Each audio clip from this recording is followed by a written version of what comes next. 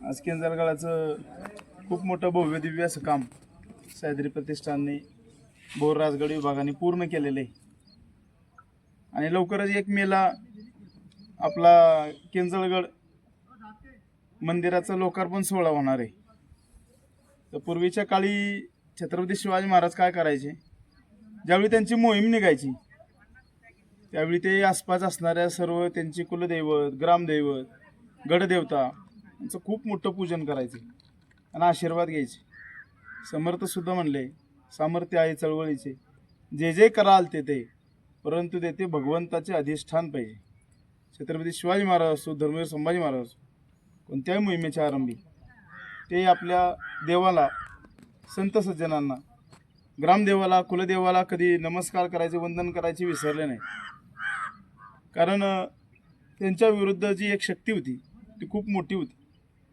त्यांच्या 5 पातशाया इस्लामच्या संपूर्ण देशभर, काश्मीर ते कन्याकुमारी, ब्रह्मदेश ते बलुस्तान हैदोस घालत होत्या. शेकडो, हजारो, लाखो मंदिरं पाडली जात होती. कित्येक माय भगिनींवर अन्याय अत्याचार होत होते. गोमातांना हत्या होत होत्या. एक हिंदुस्थानचा नक्षाच बदलण्याचं काम चालू होतं 800 वर्ष. अशा भीषण अवस्थेत 800 वर्ष आपल्या हिंदुस्थानने काढले. मग या सर्व सत्तांना उलथापालट करायचे, लोकांना जमवायचे, म्हणजे नक्कीच ईश्वरी सामर्थ्य पाहिजे. मग छत्रपती शिवाजी महाराज स्वतः गळ्यामध्ये आई भवानीचं आठवण म्हणून, तिचं स्मरण म्हणून कवड्याची माळ घालत होते. त्याचे 2 अर्थ होते. त्यांनी त्यांचं संपूर्ण आयुष्य देव, देश, धर्म, हिंदवी स्वराज्यासाठी समर्पित केलं होतं. आणि स्वतःचं सुख, समाधान, ऐश्वर, धन सगळं काही ते अगदी कवडीमोल करून टाकलं होतं. जगदंब जगदंब, प्रत्येक दुःखाच्या, सुखाच्या, प्रत्येक प्रसंगी आई तुळजाभवानीचा जागृती कधी विसरलं नाही. तीच परंपरा धर्मवीर संभाजी महाराजांनी सुद्धा अगदी पूर्णपणे जपली. समर्थांचा उपदेश सुद्धा त्याचप्रमाणे होता. जगद्गुरु तुकोबाराय सुद्धा तोच उपदेश या 2 महाराजांना आपल्या करत होते. त्यामुळे हिंदवी स्वराज्य वाढलं.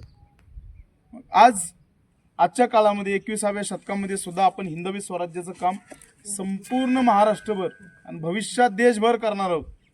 पण त्यासाठी आपल्याला काय पाहिजे? ईश्वरी ताकद पाहिजे. आणि आजच्या युगात आपले ग्रामदेव, कुलदेवता आपल्याला देवतासारखे आहेत. छत्रपती शिवाजी महाराजांचा आशीर्वाद, धर्मवीर संभाजी महाराजांचा आशीर्वाद सुद्धा आपल्याला पाहिजे. ही आपल्यासाठी तीर्थक्षेत्रच आहेत. हे गड किल्ले म्हणजे फिरायचे किंवा एन्जॉयमेंट करायचे हे ठिकाण नाहीत. या गड किल्ल्यांवर आपल्या पूर्वजांनी रक्त सांडले, घाम गाळला, हिंदवी स्वराज्य निर्माण केले. हे गड किल्ले हे आजच्या काळातली शिवाजी महाराजांची, संभाजी महाराजांची रूप आहेत. आणि असा सर्व काही काळ चालू असताना छत्रपती शिवाजी महाराजांचा जन्म या शिवनेरीवर झाला. ज्या शिवनेरीवर त्या काळी जन्म झाला तो शिवनेरी हा गड हा कधी निजामशाहीमध्ये, कधी आदिलशाहीमध्ये असा असायचा. आणि पुण्यश्लोक शहाजी महाराज सुद्धा कधी आदिलशाहीचे सरदार असायचे, कधी निजामशाहीचे. त्यावेळेचे ते राजकारण होतं. त्यावेळी हिंदवी स्वराज्याचं त्यांचं खूप मोठा संकल्प होतं. ते संकल्पक आहेत हिंदवी स्वराज्याचे शहाजी महाराज. परंतु कर्म धर्म समयोगाने ते काही जमलं नाही. ते पूर्ण छत्रपती शिवाजी महाराजांनी केलं. अशा पारतंत्र्याच्या गडावर छत्रपती शिवाजी महाराजांचा जन्म झाला. आणि त्याच गड किल्ल्यांवर छत्रपती शिवाजी महाराजांनी आपल्या 50 वर्षांच्या आयुष्यामध्ये मुसलमानी 5 पातशाह्यांच्या सगळ्या पसरलेल्या सत्ता, अनेक बलाढ्य सरदार, लाखोंचं सैन्य या मातीत गाडून रायगडावर 6 जून 1674 ज्येष्ठ शुद्ध त्रयोदशीला सप्तसिंधू सप्तगंगेच्या पवित्र जलाने राज्याभिषेक करून हिंदूंचं भगव्या झेंड्याचं हिंदवी स्वराज्य निर्माण केलं. या शिवनेरीवर ज्यावेळी छत्रपती शिवाजी महाराजांचा जन्म झाला त्यावेळी हिंदवी स्वराज्य नखा एवढं सुद्धा नव्हतं. फक्त शहाजी महाराज आणि आऊसाहेबांच्या संकल्पात, त्यांच्या रक्तात, ध्येय धोरणामध्ये होते. मग छत्रपती शिवाजी महाराज ज्यावेळी आऊसाहेबांच्या गर्भामध्ये होते त्यावेळी खूप मोठा धोका त्यांच्या जीवित आला होता. कारण शहाजी महाराजांना मारण्याचा अनेकदा प्रयत्न या निजामशाहीने, आदिलशाहीने केलाय. तो अफजल खान आलता, त्या अफजल खानाने सुद्धा कित्येकदा शहाजी महाराजांना जिवंत मारण्याचा प्रयत्न केलेला आहे. असं अनेक होतं. आऊसाहेबांचे वडील लखोजीराव जाधव आणि त्यांचे 4 बंधू निजामशाहीमध्ये असताना निजामगडावर सुद्धा त्या सर्वांचा हत्या ही निजामशाहीच्या दरबारामध्ये झालेली आहे. लक्षात ठेवा. अशा अवस्थेमध्ये जाधवांचा वंश तर संपवलाय, पण भोसल्यांचा सुद्धा वंश संपवायचा आहे. मग तो भोसल्यांचा वंश हा इस्लामच्या पाची पाचशा गाडणारच जे जन्माला येणार आहे हे माहीत होतं. म्हणून शहाजी महाराजांनी आऊसाहेबांना या शिवनेरीवर ठेवलं. इथं मोजके निवडक सगळे सरदार ठेवून सुखरूपपणे त्यांना अभय देऊन शहाजी महाराज विजापूरला सुद्धा गेलेले. आऊसाहेब कित्येक दिवस इथे एकटे होत्या, कित्येक शेवटचे महिने एकटे होते. ज्या शिवाई देवीचं मंदिर आहे, रोज सकाळी आऊसाहेब त्या मंदिरामध्ये जात होत्या, पदर पसरून त्या शिवाई देवीला मागणं मागत होत्या की हे शिवाई, या गर्भामध्ये जे बीज वाढतंय, जे बाळ मोठं होतंय, ते बाळ मला श्रीरामांसारखं दे. जे शुद्ध चरित्रवान असेल ते श्रीकृष्णांसारखं दे. जे कुरुक्षेत्रावर या धर्मक्षेत्रावर आपलं स्वराज्य, हिंदवी स्वराज्य निर्माण करेल, असं लढवय्य श्रीकृष्णांच्या चरित्राला शोभल असा पुत्र माझ्या पोटी जन्माला घाल. या शिवाई देवीला कर. आई, एवढी मागणी तू मागणी मान्य कर माझी, तुझ्या नावाने मी त्याचं नाव ठेवी, असा नवस आऊसाहेबांनी केलेला आहे. आणि 19 फेब्रुवारी 1630 फाल्गुन कृष्ण तृतीया या दिवशी या शिवनेरीवर सूर्य अस्ताला गेलाय आणि त्याच वेळी छत्रपती शिवाजी महाराजांचा जन्म या ठिकाणी झाला. अशा पवित्र ठिकाणी आपण आलो. आज आपण दुर्ग संवर्धन करत असताना एक गोष्ट नेहमी लक्षात ठेवायची की हे गड किल्ले हे महाराजांचे श्वास आहेत, हिंदवी स्वराज्याचा मेन पाया आहे. कारण जर हे गड किल्लेच नसते, हा अभेद्य सह्याद्री नसता, तर हिंदवी स्वराज्याची संकल्पनाच खोटी होती. ज्यावेळी अफजल खानासारखं मोठं सैन्य, लाखभर सैन्य घेऊन अफजल खान शिवाजी महाराजांवर चालून आला, मोकळ्या मैदानामध्ये लढणं काही त्याला अवघड नव्हतं, परंतु खूप हानी होणार होती, खूप जीवित हानी, ती शिवाजी महाराजांना नको होती. अशा वेळी सह्याद्री ते रक्त सांडले, त्यांनी अनेक शत्रूच्या लढाया गड किल्ल्यांवर केल्या. पवित्र ठिकाणी आहेत. आपण सुद्धा आपल्या देव, देश आणि धर्माच्या रक्षणासाठी, आपल्या माय भगिनी, आपल्या गोमाता, आपली भारत माता या सर्वांच्या रक्षणासाठी छत्रपती शिवाजी महाराजांसरने आशीर्वाद मागूया की आमच्या हातून सुद्धा देव, देश, धर्माचं, हिंदवी स्वराज्याचे कार्य घडू, आमच्या हातून भगव्या झेंड्याचं कार्य घडू. छत्रपती शिवाजी महाराजांचे गड किल्ले आज जर आपण वाचवले तर पुढच्या पिढ्यांना ते बघायला मिळतील, आणि पुढच्या पिढ्यांना जर ते बघायला मिळाले तरच ते शिवपाईक होतील. अन्यथा आजच्या आधुनिकरणाच्या युगात पुढल्या पिढ्यांचा काय भरोसा आपण देऊ शकत नाही. एकच लक्षात ठेवा, हे गड किल्ले संवर्धन करणं, आपला देव, देश, धर्म राखणं आणि आपला हिंदुस्थान अबाधित राखणं ही आपली शेवटची पिढी आहे. पुढच्या पिढीचा भरोसा नाही, हे समजून घ्या आणि जोर लावून काम करूया. गड किल्ले संवर्धन करूया. छत्रपती शिवाजी महाराज हे हिंदुस्थानचे आराध्य दैवत आहे. आपण त्यांना महाराष्ट्रापुरते संकोचित ठेवतो, ही खूप मोठी चुकी आहे. ज्यावेळी अख्खा हिंदुस्थान औरंगजेबाच्या ताब्यामध्ये होता, पाची पातशांच्या, त्यावेळी फक्त एकट्या छत्रपती शिवाजी महाराजांनी तो मुक्त केलाय.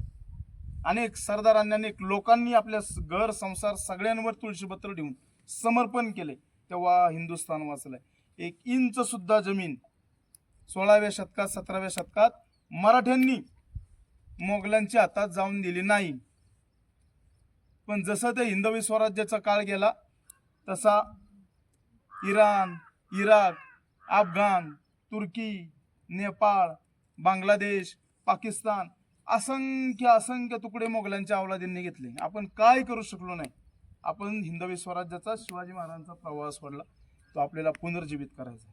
त्यासाठी चाललेली तरफडे अनेक वर्षभर अनेक उपक्रमांतून आपण हे कार्य करत असतो, मोठ्या निष्ठेने, निस्वार्थीपणे. आपल्याला तेच करायचं.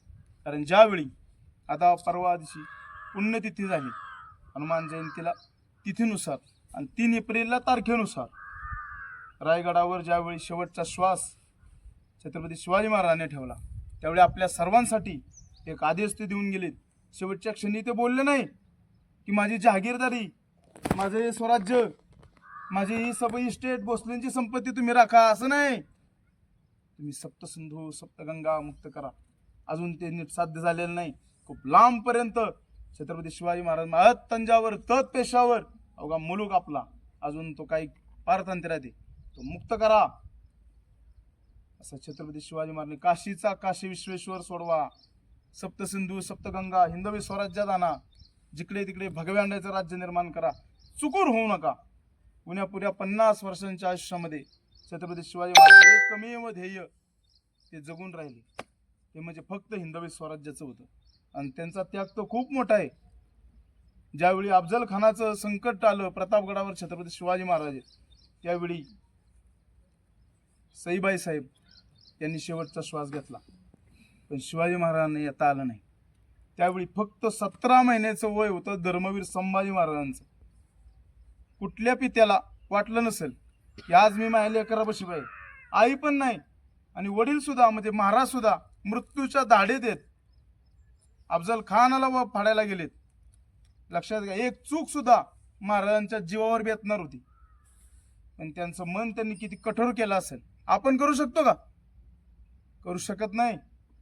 शिवाजी महाराजांचं मन होतं. सरदार सांगितलं महाराज असं असं झालंय, सईबाई साहेब आपल्याला सोडून गेले, पण म्हणले मी आज तिकडे गेलो तर ते जिवंत तर होणार नाहीत. आणि अफजल खान जा सुटला अशा कित्येक सईबाईंचा संसार आणि त्यांचं आयुष्य अफजल खान उद्ध्वस्त करत, आताही करत आले, अजूनही करत. हा विषय पहिला संपू द्या. हा खूप मोठा त्याग आहे धर्मवीर संभाजी महाराजांच्या जीवनात. जन्मापासूनच दुःख आणि मृत्यू जिभेवरी जिने जगले अखंड. संपूर्ण आयुष्य त्यांचं या मृत्यूच्या दरबारात धाडीतच गेले. शेवटचे 9 वर्ष जर संपूर्ण जेवढ्या हिंदवी स्वराज्याच्या सीमा होत्या त्या धर्मवीर संभाजांनी जास्त वाढवल्यात. ते गोवा काय, ते दिल्ली काय, पूर्व काय, पश्चिम काय, सगळीकडे मोहिमा झाल्यात 9 वर्षांमध्ये. हातबल झाले पोर्तुगीज, ख्रिश्चन, मुघल, आदिलशाही, कुतुबशाही, निजामशाही.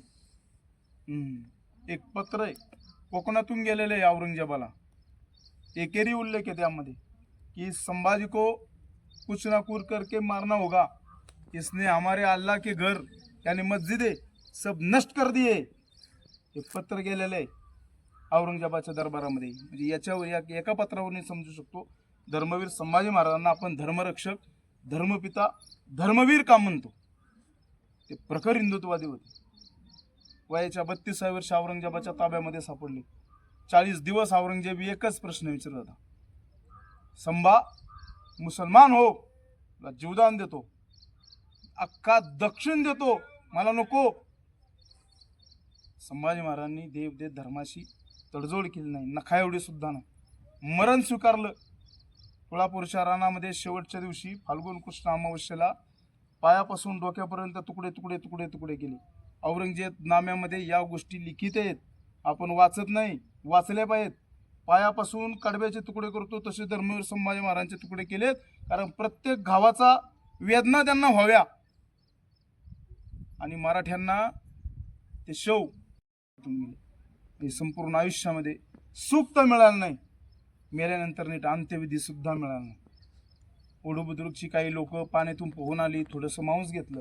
त्याचे 2 भाग, एक कवी कलाशांची समाधी, एक धर्मवीर संभाजी महाराजांची समाधी तिथं बांधली.